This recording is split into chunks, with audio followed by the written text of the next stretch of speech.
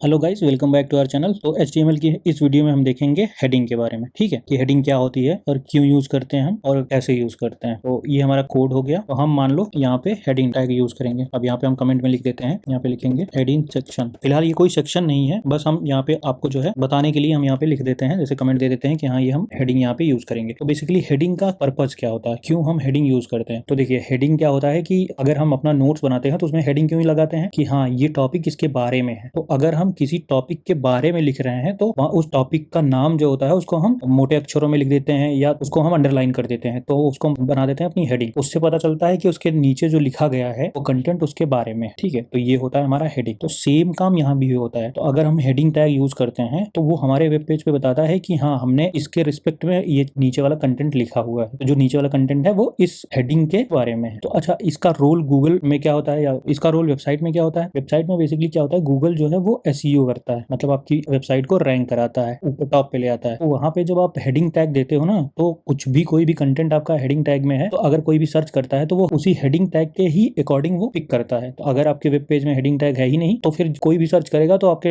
Web page में वो चीज नहीं मिलेगी उसको हेडिंग में, तो वो उसको पिक नहीं करेगा या उसको रैंक नहीं करेगा या रिजल्ट में उसको नहीं दिखाएगा। तो ये हेडिंग टैग जो है वो SEO के भी नजरिए से देखा जाए तो बहुत ही इंपॉर्टेंट चीज है। ठीक है, और बाकी तो हम अपने किसी भी कंटेंट को दिखाते हैं कि ये कंटेंट किसके बारे में है तो उसके लिए हम हेडिंग देते हैं। तो HTML में हेडिंग्स जो है वो 6 तरीके की होती है। तो पहले हम देखते हैं कि पहले कौन सी हेडिंग है। तो यहाँ पे हम लिखते हैं H1, ये हमारी पहली हेडिंग है। ठीक है, और इसके बाद हम इसमें लिख देते हैं H1 हेडिंग। ये हो गई हमारी H1 हेडिंग। तो अब अगर हम इसको देखेंगे तो ये हमारी H1 हेडिंग हो गई। हमने बताया था कि ये कंटेंट हो गया, जो बीच में आता है ये कंटेंट हो गया, ये वाला हमारा H1 टैग हो गया और ये पूरा का पूरा एलिमेंट हो गया। ठीक है, तो इसको हम देखते हैं कि क्या कैसे रेंडर कर रहा है हमारी वेबसाइट पे। देखिए यहाँ पे ये H1 हेडिंग करके आ गई है। ठीक है, तो ये हमारी आ गई H1 हेडिंग। इसी तरीके से हमारी 6 हेडिंग्स होती हैं, तो उसको हम दिखाते हैं कि कैसे कैसे करके होती है। ये हो गई H2, यहाँ पे हम सारी हेडिंग्स लिख लेते हैं। ये हो गई हमारी H3 और ये हो गई हमारी H4, ये हो गया हमारा H5 और ये 6। यहाँ पे हम ये भी मॉडिफाई कर लेते हैं 4 5। ठीक, और ये हो गई हमारी H6। तो ये हमारी 6 हेडिंग्स हो गई। और जब भी हम इसको अपने ब्राउजर पे देखेंगे, देखिए ये H1 टैग हो गया, ये H1 टैग जिसमें हेडिंग लिखी गई है, ये H2 H3 H4 H5 H6। ठीक है, तो इस तरीके से ये हेडिंग्स हो गई हमारी। तो जो सबसे मोस्ट इंपॉर्टेंट, जो जिसको सबसे ज्यादा प्रायोरिटी देता है ब्राउजर और SEO, वो होती है H1 टैग। अगर H1 टैग है तो सबसे पहले इसको पकड़ेगा, नहीं तो फिर वो H2 को खोजेगा। ठीक है, और हमेशा जैसे मान लीजिए हमारे पास एक हेडिंग है, कोई ब्लॉग लिख रहे हो आप, तो उस पे उसका एक टॉपिक होगा, कंटेंट होगा ना, तो उसको हम H1 में लिखेंगे। उस टॉपिक में सब कैटेगरीज होंगी तो उनको हम H2 में कर देंगे। उसके बाद उसके अंदर भी अगर सब कैटेगरीज हैं तो उसको भी हम H3 में कर देंगे। और इसको हम इसमें अप्लाई का क्या कर सकते हैं, इसमें जैसे हमने एट्रीब्यूट बताया, तो अगर हम इनलाइन एट्रीब्यूट की बात करें तो यहाँ पे हम उसका हाइट, वेट, कलर, साइज, जो भी चीजें चाहे मॉडिफाई करना वो सब कर सकते हैं। उसको हम लेटर ऑन अपने वीडियोस में देखेंगे जब CSS की वीडियो स्टार्ट करेंगे तब। तो अभी के लिए हम यही समझते हैं कि ये हो गया हमारा हेडिंग, जो कि हमारे डॉक्यूमेंट में या हमारे वेबसाइट में बहुत ही जरूरी होता है। ठीक है, तो अब इसके साथ साथ एक टैग और हम देखेंगे। इसको हमने देखा था कि ये पेयर टैग। ठीक है, तो जब भी ये ओपन होगा तो हमेशा ये क्लोज होगा, लेकिन इसके अलावा हमने पढ़ा था कि हमारे पास होता है एम्प्टी टैग। कभी कभी हम उसको नॉर्मली यूज करते हैं, कभी कभी उसी को हम self tag as a self tag use करते हैं। ठीक है, तो सेल्फ क्लोजिंग टैग यूज करते हैं। तो यहाँ पे हमें एक अंडरलाइन चाहिए, जैसे यहाँ पे ये है तो इसकी से हमारी हेडिंग हो गई, तो इसके नीचे हम लाइन करते हैं ना, उसके लिए हम क्या यूज करेंगे यहाँ पे HR टैग। ये HR टैग मतलब होता है हॉरिजॉन्टल रूल। ठीक है, तो अगर हम इसको ऐसे भी यूज करेंगे ये भी तब भी चलेगा। देखिएगा, इसको हम रिफ्रेश करते हैं, देखिए ये देखिए एक लाइन बन के आ गई। लेकिन अगर ये देखिए यहाँ पे आप ये भी देख सकते हैं कि सेल्फ क्लोजिंग भी है। इसको आप 2 तरीके से यूज कर सकते हैं। अगर आप इसको चाहें तो इस तरीके से भी यूज कर सकते हैं और ये अपने आप में ये इस तरीके से भी यूज हो सकता है और ये भी वैसे ही काम करता है। तो हमें एक चीज ध्यान देनी है, जब भी हम एम्प्टी टैग यूज करेंगे तो उसको हम हमेशा सेल्फ क्लोजिंग टैग के साथ ही लिखेंगे। ठीक है, जैसे ये हो गया। इसके अलावा अगर हमें एक स्पेस देना है तो BR टैग यूज करेंगे। ठीक है, लेकिन BR टैग को भी हम हमेशा सेल्फ क्लोजिंग टैग ही देंगे। ये हमारी स्टैंडर्ड प्रैक्टिस है। तो देखिए यहाँ पे हमारा एक लाइन जो है वो चेंज हो गया, मतलब एक नेक्स्ट लाइन हो गया, तो यहाँ पे एक लाइन का गैप आ गया, तो उसके लिए हमने यहाँ पे BR टैग यूज किया था। तो इस वीडियो में हम इतना ही रखते हैं। आपसे मिलते हैं नेक्स्ट वीडियो में, तब तक के लिए take care and bye bye.